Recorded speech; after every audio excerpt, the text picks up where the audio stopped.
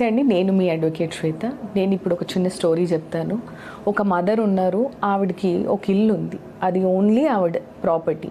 Husband తర్వాత out of love ఇంకా నన్ను చూసుకునేది నా కొడుకే కాబట్టి నేను ఈ ఇంటిని నా కొడుకు పేరు మీద రాస్తే ఆయనకి ఏదైనా యూజ్ ఉంటుందేమో ఫైనాన్షియల్గా, సో ఎకనామికల్గా ఆయనకి హెల్ప్ అయినట్టు ఉంటుంది అని డబ్బు పరంగా నేను కొంత హెల్ప్ చేసినట్టు, ఆ రెంట్స్ అవి లేదు అంటే ఆ ఇంటి మీద లోన్ పెట్టుకుంటే తను ఏదైనా ఇంకా డెవలప్ అవుతాడు అని ఆ తల్లి ఏం చేసింది, కొడుకు పేరు మీద గిఫ్ట్ డీడ్ చేసింది.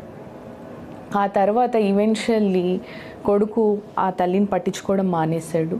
ఆ తర్వాత ఆవిడ maintenance and senior citizen act కింద కోర్టుని అప్రోచ్ అవ్వాల్సి వచ్చింది. అటువంటి సందర్భంలో కోర్టు ఏం చెప్పింది అని అంటే, మీరు ఆల్రెడీ గిఫ్ట్ డీడ్ చేసేసారు కదా అనింది. అప్పుడు కొడుకు ఏమన్నాడు, గిఫ్ట్ డీడ్ చేశారు, ఓకే, ఇంక ఇది పర్మనెంట్, దీన్ని క్యాన్సిల్ చేయడానికి లేదు అని అన్న సందర్భంలో ఆవిడ ఒక డాక్యుమెంట్ తెచ్చారు. ఏంటి అని అంటే, ఈ గిఫ్ట్ డీడ్ చేసే సందర్భంలోనే దాంట్లో క్లాజ్ ఏం లేదు, నన్ను చూసుకుంటేనే ఈ గిఫ్ట్ అనేది వ్యాలిడ్ అవుతుంది, ఓకే, ఈ డీడ్ అనేది పర్మనెంట్ అవుతుంది, ఇట్ విల్ బి పక్కా అని. అదే టైంలో నేను బాగా చూసుకుంటాను అమ్మ, నువ్వు బతుకున్నంత కాలము అని తను సైన్ చేసిన ఒక పత్రం ఏదైతే ఉందో దాన్ని ప్రవేశపెట్టడం జరిగింది మదర్.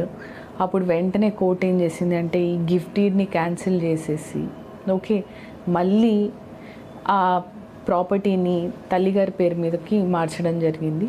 సో ఇలా మీరు ఫేస్ చేస్తున్నట్టయితే మీకు రెమెడీస్ డెఫినెట్గా ఉన్నాయి.